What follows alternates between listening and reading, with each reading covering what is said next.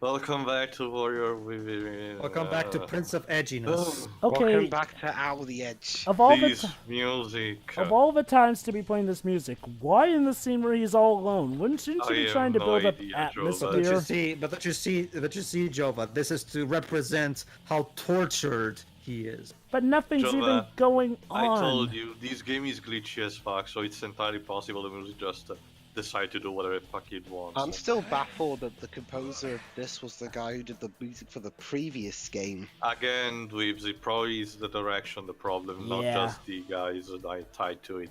Yeah, this definitely screams one of those situations where the head honcho said, "We want you to go this particular direction to the whole team." The situation. Like, seriously. There we go. Again, you know, for as many problems as I have with Shadow the Hedgehog, I still say that that game is a good example of how you try to be edgy while also still remembering that you're a cartoony little that you're in a cartoony platformer series. Like Shadow the Hedgehog, yeah, it has curse words, all that grim, dark stuff, but it still remembers to have the comedy and the characters acting like themselves for the most part. It's like, seriously, if you want to have a darker scenario, have the characters still stay consistent. It kind of helps make it more enjoyable. Oh, where? More assassins. That's kind of one of the main problems I have with Jack 2. How in the first game Jack was mute, but in the second game suddenly now he can speak. And in order to trigger that, it was years and years of torture.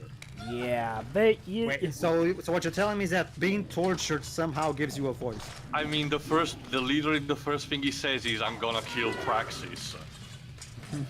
I mean, don't get me wrong, I liked how they kind of compromised by, after Jack 2, while still having him Not talk, just that, Jova. The involved material cutscene is Dexter balancing stuff with this type of comedy. Yeah.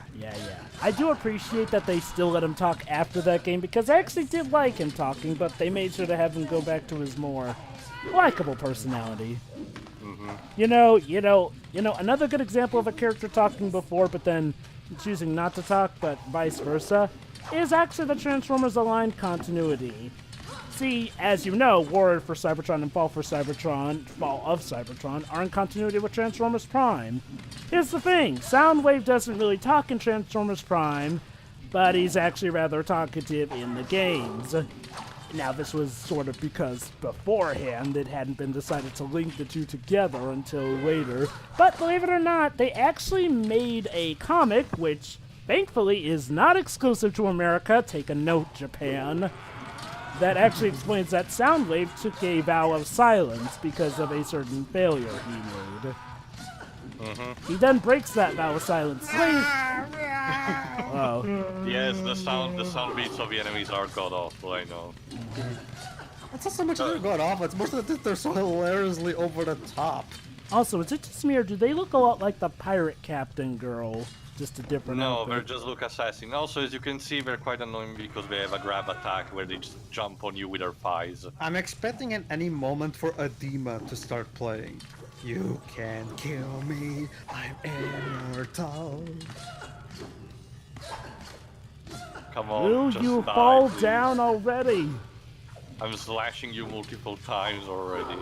Jesus. You're the assassin. God. You're supposed to be the glassy speedster. Fragile Alright. speedster. Very good. Wait. Hold on. What killed her? Me throwing the weapon. When did you... What you were supposed to do was to lure them in on that plate and activate it so you could activate the spikes and kill in one hit, but I didn't back then. It didn't even look like you were throwing anything at her. It just... It's the camera, Jova. It's always the camera. Why is this game so sloppy? And glitchy, Jova. Trust me, by the end of it, you will have seen quite the things. And yet Assassin's Creed 5 is still more glitchy than this game. At least I can give it that excuse of being an open world. It had to load so many things at the same time. This does not really have that excuse. Oh my god, you're right. I mean, yeah. Well, Assassin's Creed 5 is definitely way worse kept together. It does at least have the excuse that it was open world, so it was tougher. Yeah. Oh boy, Ubisoft, Ubisoft, Ubisoft. You're doing good now, but when you screw up, boy, did Just you try to screw wall up. pocket. Oh! Oh, don't worry, it was my bad. Thanks to the time rewind, I can just pop the deck there. By the Fuck. way, Tio, got any Yes? impressions on Assassin's Creed Origins from what's been seen and shown? Not yet, Jova, and I'm just gonna don't want to use for anymore for now the Weebles Kings and shit meme. From what I've heard, it's Hell, apparently it's apparently one of the better entries. You know, there's even a mode in the game where you can even pick a mode in the game where there's no fighting or anything. You run through the environment, and it actually gives you lessons about ancient Egypt. Without boring you. Well, Yeah, I depends. We will see. Yeah, I mean, it actually sounds rather cool. From what I've Using seen, From video games to help. From using video the games guy to who help doesn't. From the guy who doesn't want to know exposition when it's presented to him. Come on. wow. Hey, there's its own mode for that though. Wow, they must be doing something don't- right then. If I don't have to use that, I don't have to use that mode. But the fact that it's there for those who are interested in learning about ancient Egypt, I mean, hell, I am a Alright, little I bit need to too. explain this. It's actually not that bad. From now on, all the portals will need to be activated. Don't worry, it's as simple. There are 4 plates, you need them to press in the correct order. Sooner or later, you figure out the correct order anyway. Mm-hmm. From what I can gather, the best thing about Assassin's Creed Origins is like, well, Shit, it there's puzzle solving in this game. Apparently. yes, believe it or not. Some that even involves parkour. Yeah, that was a thing. There you go. First one. Then you need to go to another. No, not that one, Tio. Come on. There we go. No. Originally, I thought it was supposed to jump from one platform to the other, but no, don't worry. I get it done in a minute or something. The problem, another problem is the hit detection on the running animation on the walls. Sometimes the prints just run a bit before stopping altogether, so it can become quite annoying, especially during some chase sequences. You know, Because we are. You know, another annoying thing about this is like, you know, when the prince has to do parkour and stuff, it's usually for stuff that, you know, makes sense. They're like incredibly huge tasks of athletic feats. Here, all he would really need to do is just stand on his tippy toes and press each one hard enough. Does this really require parkour? Yes, because you need to press with his feet and give it a push. So just pressing with his hand may not be effective. Yeah, again though, it just feels like it's tacked on parkour, honestly. Alright, so Wait, we're what? now back in the... No, Jova, remember, we use these portals in order to travel from the past to the present. The present is where the palace is in ruin, the past where the palace was still intact, and the Empress was forging the sense of time. So does that mean that this was before the prince started to get chased and everything then? Or is this just one of those contained Sorta. moments? If you don't remember, Jova, the prince traveled here because he wants to go back in the far past around the creation of the sense of time and alter it so the incidents of the first game don't happen and the Dahaka does not have to chase him. Oh, that's right. We actually remember the first game happened and we're now trying to prevent it? Well, the prince didn't knew that it would have had consequences like that. He was just going ahead and say, oh, well, I just prevented the vizier to do all this shit. But as a consequence of surviving the ordeal, the Dahaka just spawned up as an autocorrect feature, and now the prince wants to get rid of it. And apparently, the only good thing about it to do is just to correct the entire creation of the Sensei. Anyway, your new power is actually the slow time mechanic that I mentioned before. You need just to tap gently the L1 button, and you get into the slow-mo thing. There we go. It's good only for puzzle solving, but in combat it doesn't get particularly interesting. Wow, the person next to it's one that was getting slayed was really slow to react. Even with time slowed down, it looks. Here's the problem. The Dahaka has reached us on the island, and yes, it's supposed to look like that gigantic pile of garbage. What the heck is What the is that Dahaka? thing? Prince of The- Persia. Don't you see? That's the infinite symbol on him. Prince of Persia looks War like a Within is a far-out heartless. game. Yeah, Joe, it looks like the dark side, Heartless. So what, is he supposed to be like the Zant of the game? The Dahaka is, as I mentioned, the thing that's chasing the prince all over the place, and now when he's reached the island, he's gonna chase him every time he sees him. As we will see in as we will see in a second, every time he spots you. every single time he spots you, you better run, because if it reaches you, it's a one-hit kill anyway. So it's best if you just run away. We will see what's the only thing that can actually stop him later on during the first chase sequence. But first, what I need to do is just to see where it's supposed to go next. So if the Dahaka is chasing us, what was the point of that pirate chick who was trying to kill us? She didn't. She knew that we were coming and didn't want us to reach the island in the first place. Why? Because she's a servant of the Empress of Time and was sent her to prevent us. Because remember, the Empress said to her that a prophecy supposedly says that the prince is gonna come here to kill her, even though the prince doesn't know it properly yet. Let me guess. So she's trying to prevent that.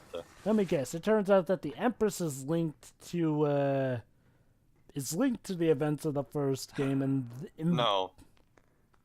No. The events of the first game happened because, if you remember, the Maharaja, where we stole the hourglass and the dagger, was the owner of the hourglass, but he came here on the island to steal them.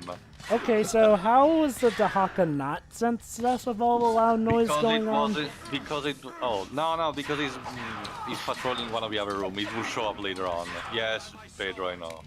No matter how many times I hear it, for some reason it doesn't stop being funny. Dramatic emo music. No, the scream of the enemies. It's like I swear I've heard this scream before. It's like a stock sound effect. I don't know, but it's entirely possible, Dweebs. So Anyway, a good thing to kill the enemies is to throw There's them the off edgy music. Yeah. So is the Dahaka the main antagonist of the game or something? Pretty much. The entire focus is the prince to find a way to delete him, or at least avoid him chasing me. So what is It's the Dahaka? interesting that it took only 1 year to go from the previous game to this. Again, I'm pretty much the entire direction and everything. For some reason, like I've said before, for some reason there was this trend back in the PS2 era of games going from lighthearted to dark, gritty, edgy shit, without any warning. Like Which sadly carried over. After Sonic Heroes, we got Shadow the Hedgehog. After Jak 1, we got Jak 2. After Prince of Persia: Sands of Time, we got this. We also got Bomberman Act Zero. Yeah, like this was the era of dark and gritty reimaginings. No, I don't know. I think this is. I mean, I know I'm just looking at it, but this looks better than Act Zero because at least there's some fun stuff. Yeah, here That's not hard, but yeah, I agree. At its core, it still functions like a Prince of Persia game. Well, Anyway, Act Zero does function like a Bomberman game. The problem is it's really, really boring.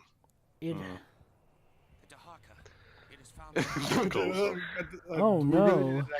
There we go. Now it's time to run. Do we try that? Whoa! Oh my God, that thing can teleport. Every time the Dahaka gets close to us, the tone of the game changes to sepia. So you know when it actually is close to you. And beware, because he will actually try to use also its tentacles to grab you from distance. Wait. Giant monster who just happens to be antagonist is constantly Nemesis, killing. yeah. There, it's a poor man's Nemesis, dang it! With the difference, Joe, that you cannot actually kill it while it's chasing you. Well, to be fair, you can never kill Nemesis either until No, the you final can boss. actually.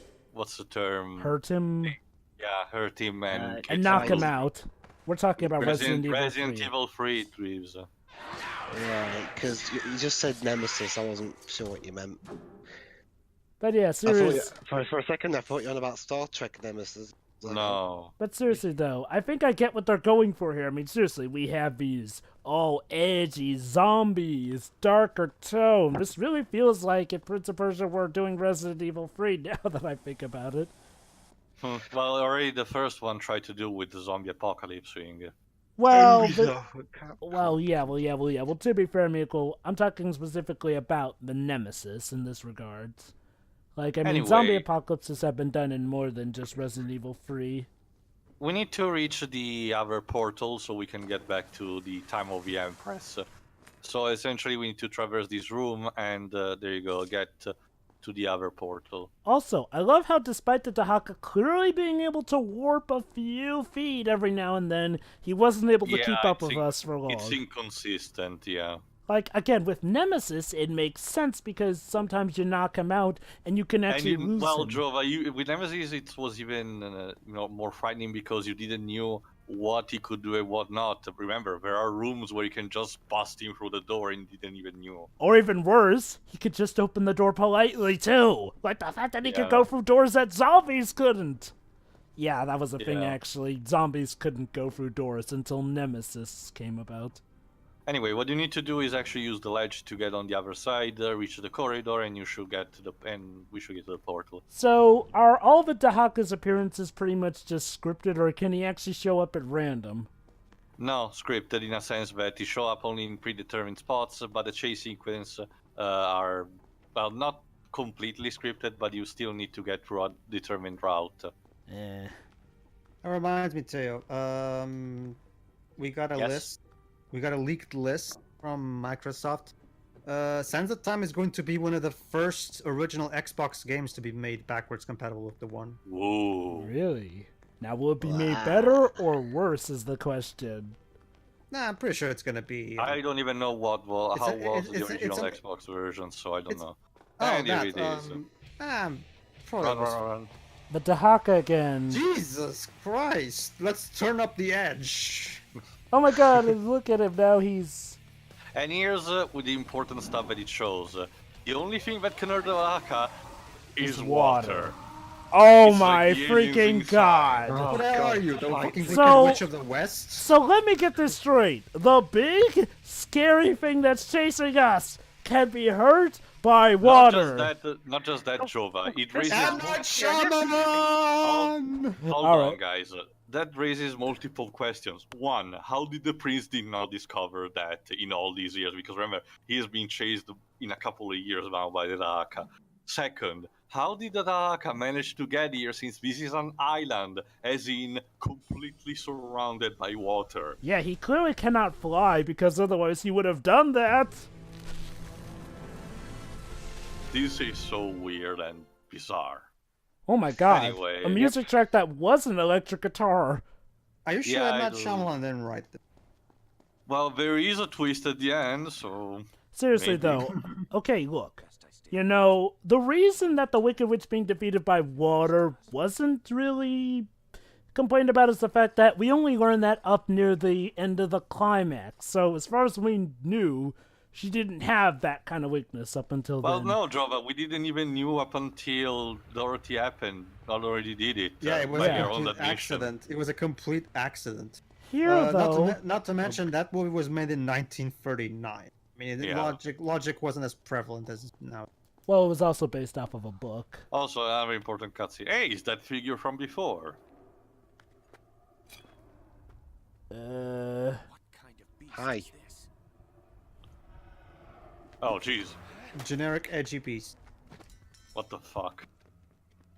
Believe it or not, that cutscene will have a meaning later on Let in the me game. guess. That being is actually him from a different time or a different dimension. No, what the fuck? Well, I wish, Jova. But yeah, okay, so the Dahaka, our main bad, is literally killable by water. That is one of the...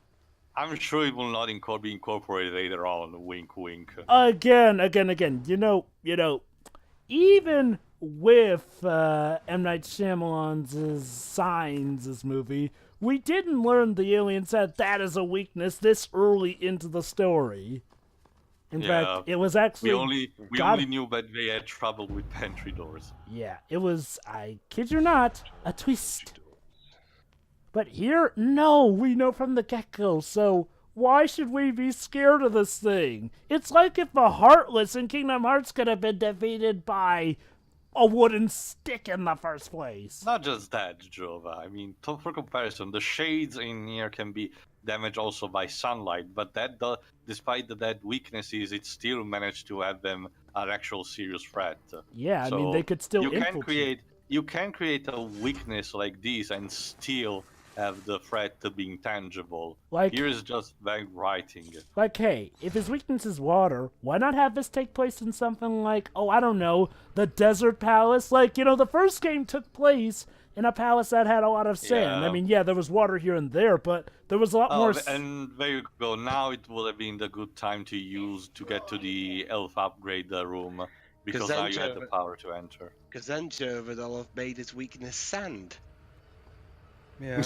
Or, hey, why not have this go on in a desert? You know, then that might actually help up the tension. You know, it's you guys are talking about Ubisoft improving in recent years. How ironic that how ironic that the start of their improvement came with a sequel to a game that fell victim to overhype. Yeah, you mean Prince of Persia 3? No, Watch Dogs 2. Implying. Wait, hold on. Did someone just say, it failed? Yeah, sometimes these mooks actually talks and say something like, "Oh, you cannot wait." Huh. Dear Lord, the sound mixing here is giving Sonic Adventure 2 on the... Yeah, as I mentioned, also it portrays also in some cutscene where the music is so loud and the dialogue. You cannot win. And people are constantly talking over each other to the point where you can sometimes barely hear some of the few times they talk. These are all zombies who became like this after playing Final Fantasy 13 too. They could still... You see the I'm big... gonna get the White Tomberry trophy. Not just that, too. You see, there's one of the big things about Final Fantasy 13 too is that its message, I guess, is that no matter what you do, you will always fail. And also, by changing the future, you change the past. So, and even Jova got angry, literally saying, and I quote, I won't surrender to this game on those terms." See, you know, Terminator 3, for as stupid as that ending was, Terminator... Judgment Day is inevitable, my ass. It at least ended with a little bit of hope. Yes, Terminator 3, while the overall idea was that you couldn't change it, Terminator 3 did leave the door open to the idea that maybe you can fight fate. It was vague, but it was still there. In Final Fantasy 13 too. No such luck. So wait a minute, Johnny. Are you saying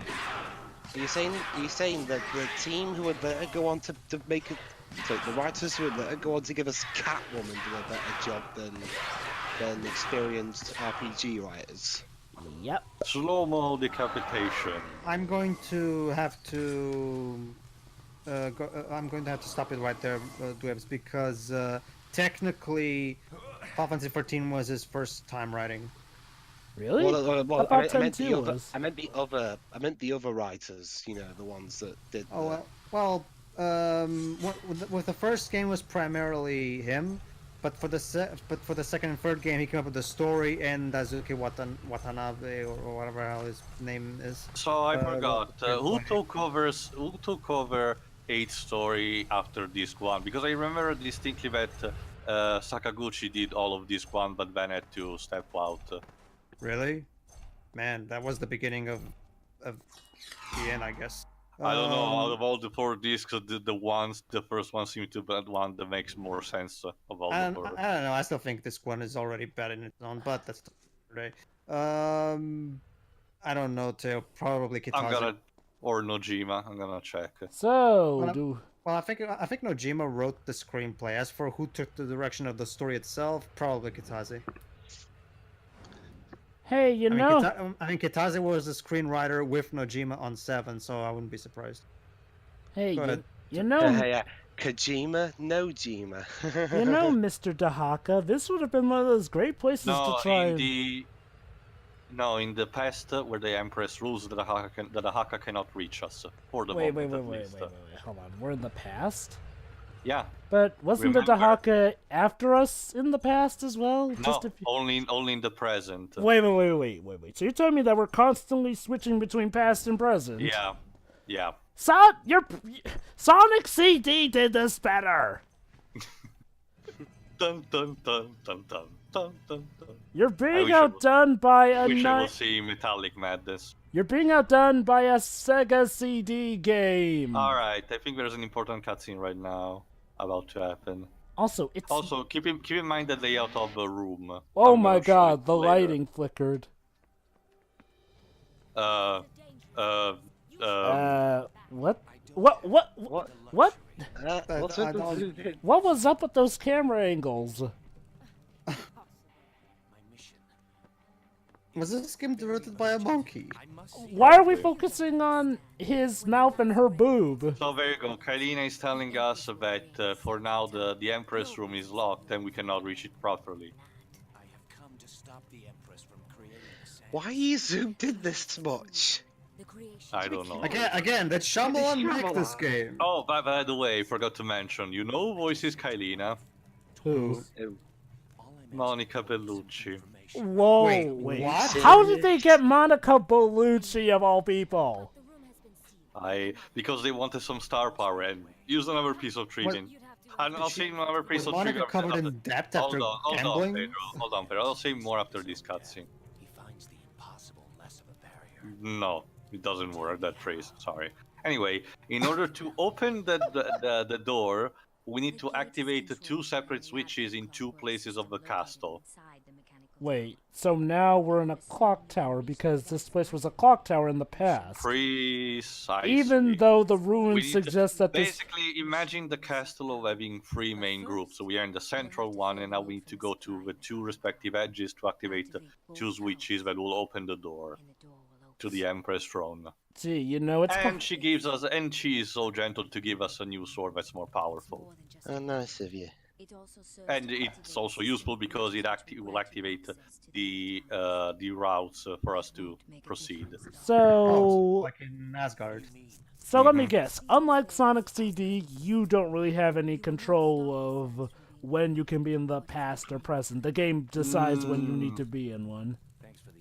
Kinda, depends. You still need to use the portals, but approximately it's a bit more scripted. Anyway, there you go, the Cyber Sword. It both functions as a key as it's much more powerful than the Scorpion sword that you had. Sorry, the Spider, the standard sword that you had.